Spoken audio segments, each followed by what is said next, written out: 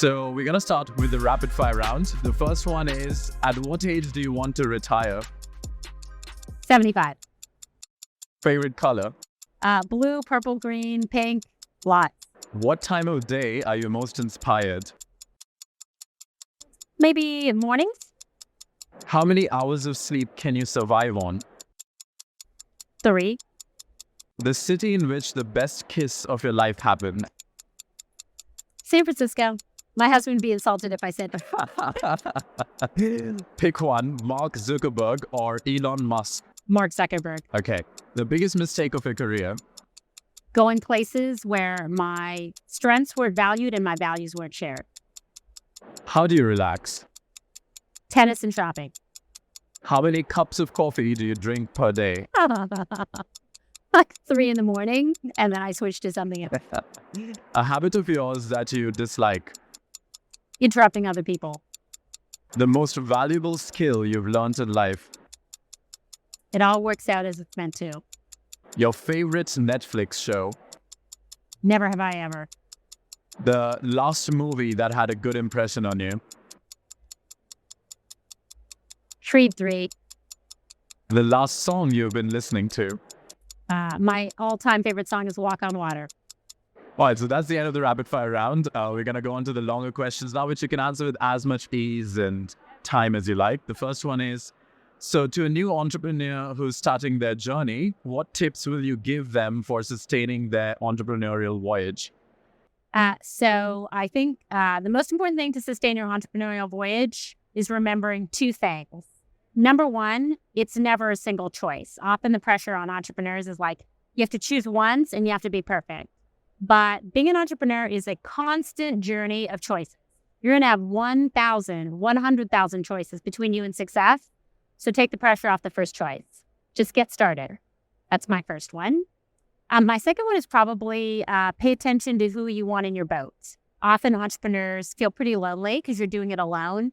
But even one person to share the journey with makes a difference. That could be, if you can't afford someone, it could be just who you talk to as sort of your professional priest. If you're going to make your first hire, make it one who, as I said, has complementary strengths to yours, but shares your values. And what are some of the tough decisions you've had to make in your journey? I think the toughest decisions for any entrepreneur are the decisions around how to manage your cash.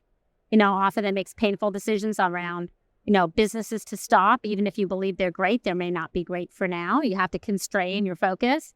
Sometimes it means really hard people decisions, just to make your cash go longer. So often those are the toughest decisions, what not to do or what to stop doing, because as an entrepreneur, you can see the value in, everything you're trying and the value in all the people, you might have assembled around yourself. What is your take on building business development skills and ultimately strategies? Business development skills, very simple. Business development is all about having multiple threads going at once. People think the business development is about making one deal work. No, you want to drive 8 or 9 different opportunities, like a classic funnel, all the way to the end, and then narrow your choice set. At a minimum, it will make you a better negotiator, but often it will surprise you what you learn on the journey of opening up, 9 or 10 different threads with different companies before deciding who you ultimately want to work with. And so could you share a memorable example of a business development strategy that yielded significant results or growth for a company you worked with? Sure. I'm going to give you a different example, which is as a small business, you often think you can't negotiate. And I remember when I was early on at Yodlee and I was our co-founder and head of business development, we were negotiating with the biggest banks in the world, like a Citigroup or other things. And I remember everyone thought we couldn't negotiate with them, that we just had to take their terms. And at some point, we figured out what our walkaway positions were, and they would come to the table, and I just said no. And you think that if you're a small business, you can't negotiate against a big business. If they want to do business with you, you can also set your positions, and you can negotiate with a bigger company. So it's okay to say no. So let's shift to cloud technology. How can small businesses use cloud technology to enhance their business, you think? Well, I think the number one way to use cloud technology is to get rid of tasks that are time-consuming and paper-driven. Obviously, accounting is a key example of that. So often when you go to the cloud, 2 things happen. Number one, you can save time and resources by taking offline tasks and putting them online. And the other thing about cloud accounting that is important, or cloud in general, is these services are priced for what you use. And so often your cost of entering, any new cloud technology is pretty low. And so what do you think of the enormous competition between cloud-based services that we're seeing in the market today? Well, I think that benefits small business, right? Like I said, remember that earlier tip? Like go, look at 3 or 4 choices before you make your decision. You should be able to take advantage of that enormous competition for either better services or better pricing. And what tips would you have for cloud-based service providers at this point? Focus on your customer. Okay. All right. So which current digital transformations that are going on do you really think are going to change the future of work itself?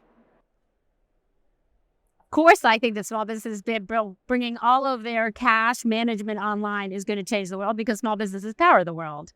Literally 99% of all businesses in almost any given GDP or economy are small businesses. So, of course, I believe that managing all your finances online is game-changing. And what will be the future of managing finances online? What are some of the exciting things you're saying that happen? I hate to say AI. Of course, I'm going to say, we at Xero, I think it's important to remember it's not just generative AI, it's AI. Like everybody is very focused on generative AI, but remember, companies like Xero have been using AI to automate tasks for years. So AI, I think, will continue to be a trend, but not just the nifty new stuff, the stuff that companies have been doing for a long time to save manual processing. Could you read that?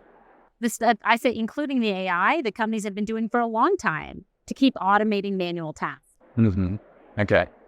So what are 3 things that a small business owner should be doing that will help them save time, money, and enable them to support their customers more?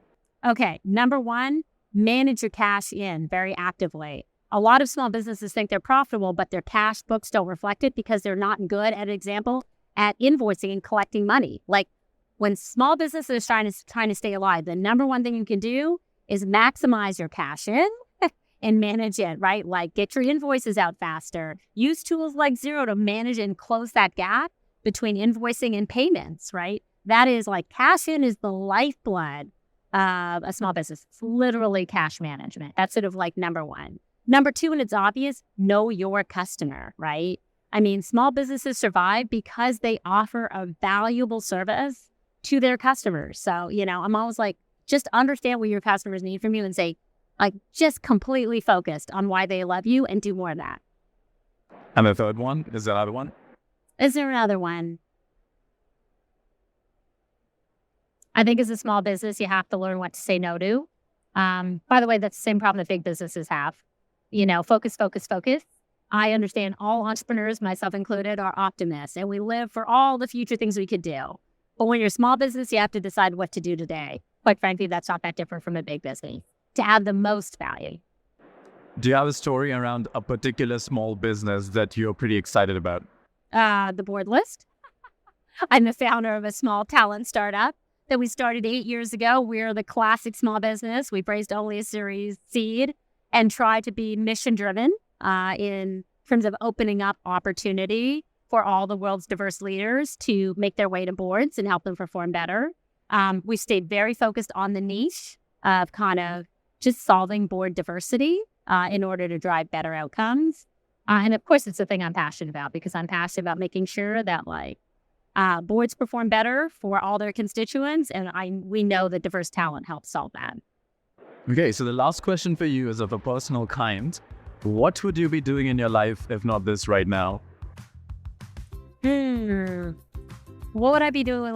Hanging out with my kids more, playing more tennis. But to be honest, I'd probably drive them both crazy if I wasn't working.